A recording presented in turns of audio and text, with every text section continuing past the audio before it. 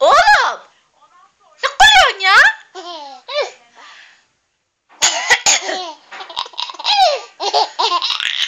Oğlum öksürüğe gülünmez.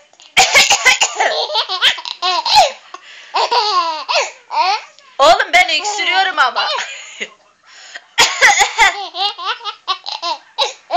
Oğlum sen normal misin? Bebe! Bebe!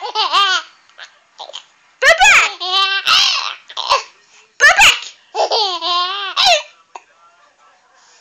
Aha bebek! Bebek misin sen?